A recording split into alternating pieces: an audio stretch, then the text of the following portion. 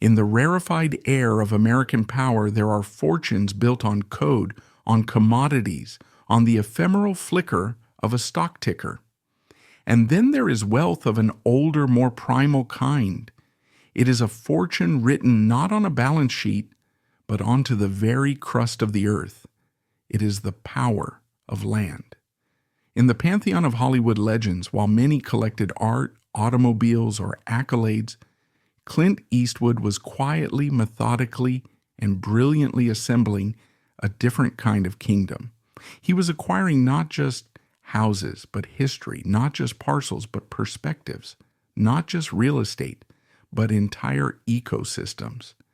This is the definitive story of how a Hollywood icon, a man synonymous with minimalist grit, became one of America's most significant and visionary private landowners. It is a narrative that stretches from the fog-shrouded cliffs of the Monterey Peninsula to the volcanic plains of the far north, from the manicured canyons of Bel Air to the high-altitude wilderness of Idaho. To understand the true nature and staggering scale of his guillotine, his fortune, we must embark on a forensic exploration of this empire. We will dissect the crown jewel, a historic Pebble Beach hacienda whose value is measured in the tens of millions. We will analyze the shrewd business mechanics of his iconic hotel and restaurant, a masterclass in turning sentiment into a profitable enterprise. We will traverse his vast wilderness ranches, assets measured in the thousands of acres. We will probe his less publicized urban holdings, the conventional assets that balance his portfolio. And finally, we will devote a deep analytical focus to his magnum opus, the creation of a 2,000-acre private luxury community, Tehama, a project that cemented his status as a real estate magnate of the first order. This is not a tour of celebrity homes. This is a deep dive into the mind of a master strategist, a land baron, and a man who understood with profound clarity that the ultimate legacy is not what you create on celluloid, but what you own of the world itself. The genesis of every great fortune can often be traced to a single defining experience of lack. For Clint Eastwood, born in San Francisco in 1930, that formative experience was the profound absence of roots. His father, a skilled but itinerant worker, navigated the shifting economic landscape of the Great Depression by constantly moving, chasing employment up and down the West Coast. Eastwood's childhood was a blur of new towns, new schools, at least 8 in his elementary years alone, and the perpetual status of being the outsider. This nomadic existence, while not defined by abject poverty, instilled in him a powerful, almost cellular understanding of the precariousness of a life without ownership. This was a deep psychological lesson.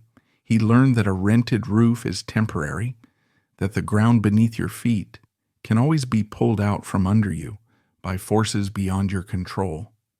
This didn't breed resentment. It forged an iron-willed, lifelong ambition to achieve a state of absolute self-reliance. For Eastwood, self-reliance would come to mean more than just financial independence. It meant the ownership of tangible, permanent, immovable assets. It meant owning the land itself. This psychological drive silently powered his early career. As he began earning a steady paycheck as a contract player for Universal Pictures and then as the star of the hit television series Rawhide, his financial discipline was notable. The Hollywood of the 1950s and 60s was awash in conspicuous consumption. Yet Eastwood, channeling the fiscal conservatism of his Depression-era upbringing, eschewed lavish spending. His first forays into real estate were not glamorous mansions, but calculated, modest investments. A small home in the San Fernando Valley, an interest in a Sherman Oaks apartment building. He was on the ground, learning the fundamentals of the market, understanding leverage, and honing the art of the deal on a small, manageable scale. He was building his war chest. The pivotal moment, the instant his personal geography and investment strategy fused into a single, powerful vision, occurred during his military service. Stationed at Fort Ord on the Monterey Peninsula in the early 1950s, the young soldier did more than just fulfill his duties. He explored. He observed. He fell into a deep and lasting communion with one of the most uniquely beautiful, and he astutely recognized fundamentally undervalued stretches of coastline in the world. He saw the raw power of Big Sur, the bohemian allure of Carmel by the Sea, and the genteel, oak-studded grandeur of Pebble Beach. His now legendary vow, made over a beer at a local historic spot called the Mission Ranch, that he would one day return and buy a piece of this paradise, was not mere sentimental longing. It was the articulation of a clear long-term acquisition strategy. He had identified his territory. The Monterey Peninsula would become the heartland of his future empire, the place where he would deploy his capital to build a world of permanence, beauty, and unassailable value. We begin our portfolio analysis with the crown jewel, the operational and spiritual headquarters of the Eastwood Empire, Hacienda de Madera. To fully appreciate this asset, one must understand its context. This is not merely a luxury home, it is a historically significant work of art, occupying a piece of land that is, for all intents and purposes, irreplaceable. Acquired by Eastwood in 1994, this property sits on a 4.7-acre oceanfront promontory within the ultra-exclusive gates of Pebble Beach. Its panoramic views are breathtaking, sweeping from the dramatic sea stacks of Point Lobos across the white sands of Carmel Beach and encompassing the iconic 18th hole of the Pebble Beach golf links. In the global real estate market, Pebble Beach is a blue-chip location, equivalent to a Monet or a Picasso in the art world. A property with this much land, this much ocean frontage, and this level of architectural pedigree is valued not just on its square footage, but on its scarcity and its provenance. A conservative valuation today places it in the $35 to $40 million range, though for the right buyer, it could be considered priceless.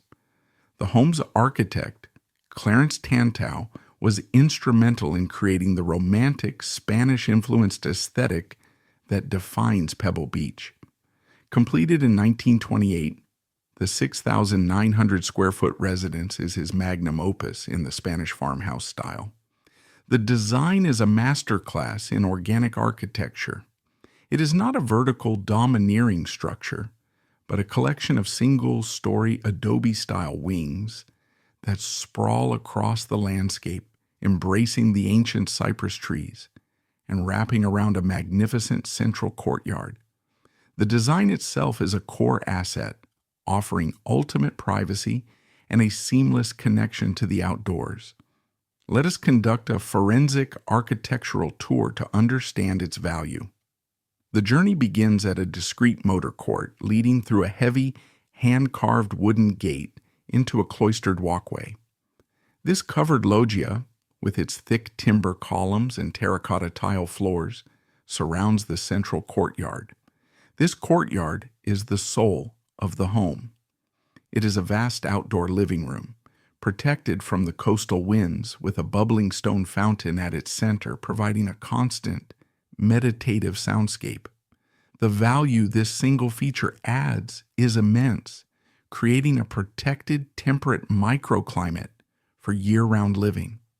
The materials used are a testament to quality and authenticity. The thick, load-bearing walls are hand-plastered, their irregular, undulating surfaces catching the light in a way that modern drywall cannot. The ceilings in the main public rooms are cathedral height, crisscrossed by massive, hand-hewn timber beams. The floors are laid with antique terracotta tiles, some showing the gentle wear of nearly a century of life. These are not decorative elements. They are the very structure of the home, a statement of permanence and integrity. The main great room is a space of impressive scale, anchored by a fireplace so large it can be walked into, carved entirely from locally quarried Carmel stone. It's a space designed for grand living, yet it retains a sense of human-scaled comfort. The 6 bedrooms are strategically located in private wings, ensuring a high degree of separation and privacy for guests and family.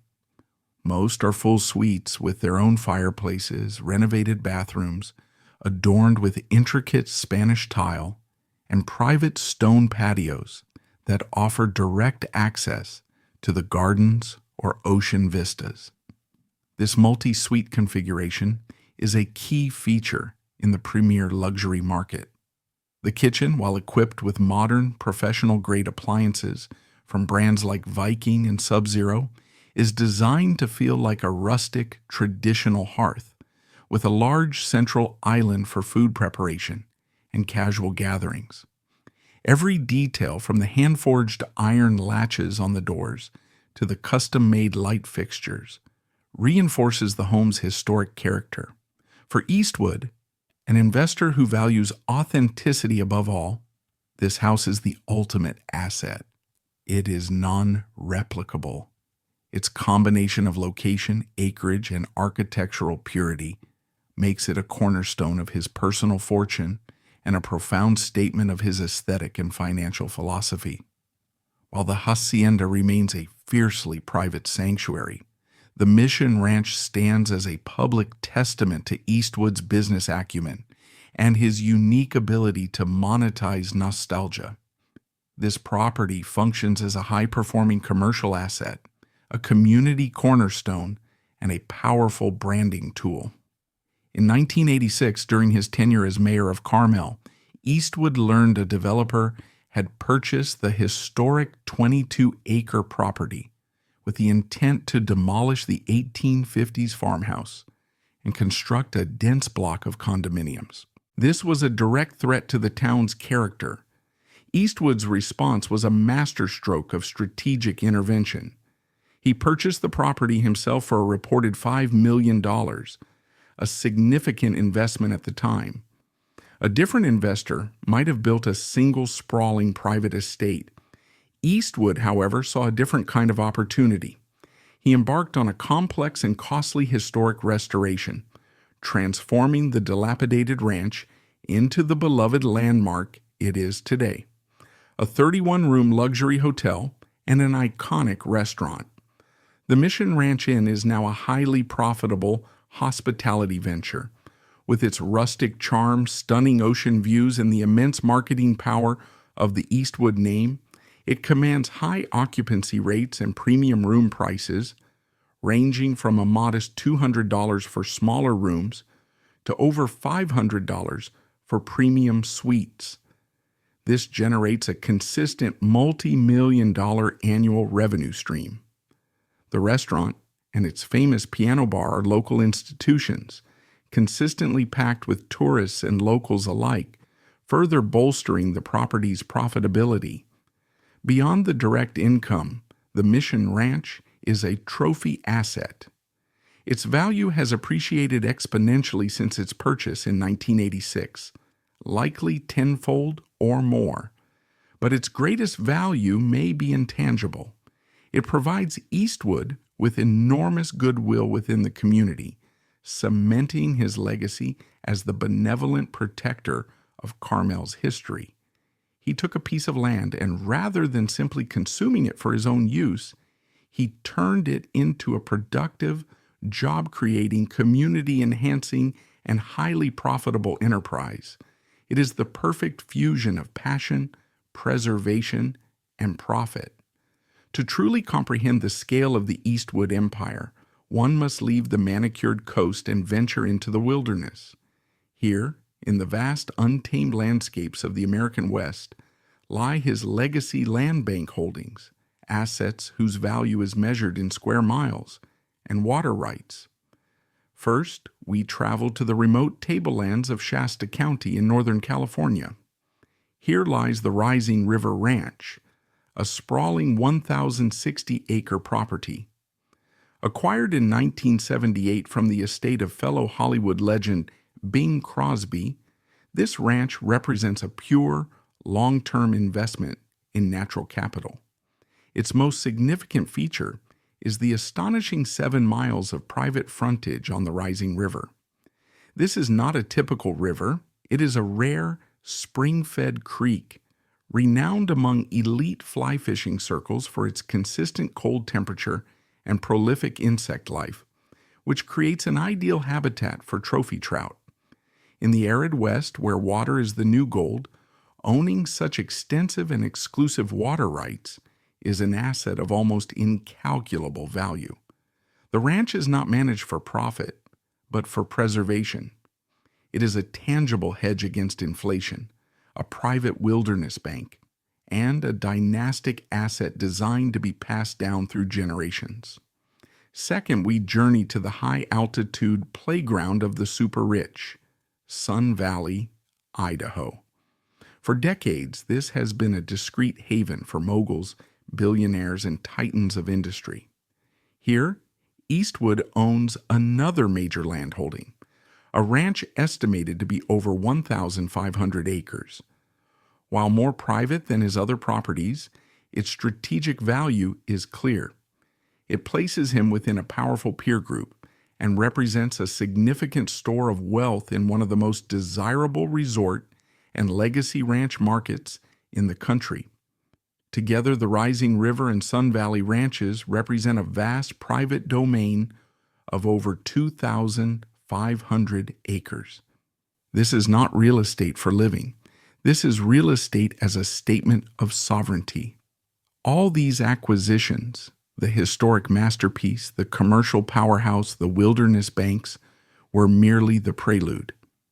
They were the training ground for Clint Eastwood's magnum opus, the project that elevated him from a savvy investor to a visionary master developer, Tehama. This is, without question, the single largest and most valuable component of his real estate empire. Starting in the 1990s, Eastwood began the patient off-market acquisition of a contiguous 2,000-acre tract of spectacular oak-studded land in the hills between Carmel and the Salinas Valley. A conventional developer would have seen this land and calculated the maximum number of home sites possible. Eastwood saw the land and calculated the maximum amount of beauty he could preserve. His development plan was both environmentally radical and commercially brilliant.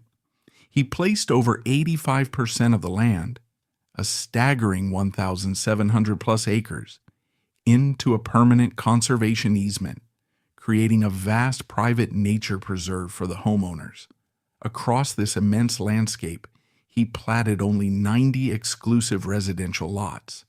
This decision to prioritize open space over density created extreme scarcity, the ultimate driver of value in the luxury market.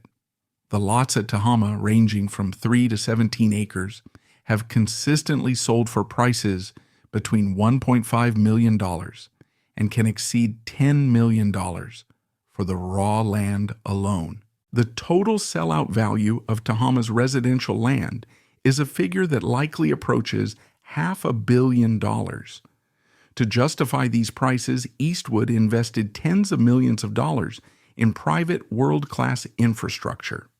He commissioned a private 18-hole championship golf course designed by the revered Jay Morrish, a masterpiece that winds through the natural contours of the land.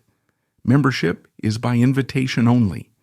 He then built the Tehama Clubhouse, a stunning 18,000 square foot Spanish-style hacienda that serves as the social heart of the community. It features a gourmet restaurant, a state-of-the-art fitness center, pools, and tennis courts, all for the exclusive use of members. Tehama operates as a branded residence of the highest order. Buyers are not just purchasing land, they are buying into a lifestyle curated by Clint Eastwood himself, a lifestyle of privacy, luxury, and environmental stewardship. The project is governed by strict architectural covenants, ensuring that every home built is a unique, high-quality work of art that harmonizes with the landscape. This is Eastwood, the director, controlling every frame of his final, most ambitious production. Tehama is a self-contained luxury ecosystem that serves as a powerful, ongoing revenue generator and the crowning achievement of his career as a real estate titan. Beyond the well-documented Carmel area empire, the Eastwood portfolio includes a collection of strategic urban and resort assets that demonstrate a more conventional yet equally shrewd investment approach. For decades, his primary residence in Los Angeles was a substantial 13,000 square foot mansion in the exclusive enclave of Bel Air. Purchased in the 1970s, this sprawling traditional home on a large gated lot served as his corporate headquarters and family home base. In a neighborhood where property values are astronomical, this home alone represents a significant 8-figure asset. Further afield, Eastwood has long maintained a presence in Hawaii, owning a beachfront home on the island of Maui. This property functions as both a personal retreat and a valuable holding in a perennially strong luxury vacation market. These properties, while less central to the Eastwood brand than his Carmel holdings, are crucial components of a diversified portfolio. They provide liquidity and a foothold in major urban and resort markets, balancing the more personal, legacy-driven investments in Northern California and Idaho. They demonstrate that behind the passionate preservationist is a pragmatic investor who understands the importance of a balanced and geographically diverse asset base. When you assemble the pieces of the puzzle, the image that emerges is not just of a movie star who owns nice houses, but of a real estate mastermind who has built a dynasty. The portfolio is a model of meticulous long-term strategic planning. The Pebble Beach hacienda is the irreplaceable blue-chip residential anchor. The Bel Air mansion is the Los Angeles corporate foothold. The Mission Ranch is the income-generating, community-facing commercial powerhouse. The vast ranches in Shasta County and Sun Valley are the tangible inflation-proof wilderness banks.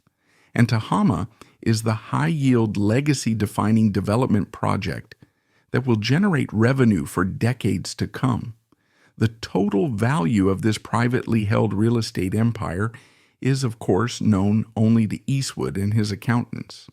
However, based on conservative market estimates, his known properties represent a physical asset base that is unquestionably in the high hundreds of millions of dollars, and with the full build-out of Tehama, could plausibly approach the billion-dollar mark. Clint Eastwood took the insecurity and rootlessness of his nomadic childhood and converted it into a lifelong quest to acquire, shape, and preserve the ground beneath his feet. He leveraged his immense Hollywood earnings not for the fleeting luxuries of fame, but for the most enduring asset on earth, the land itself.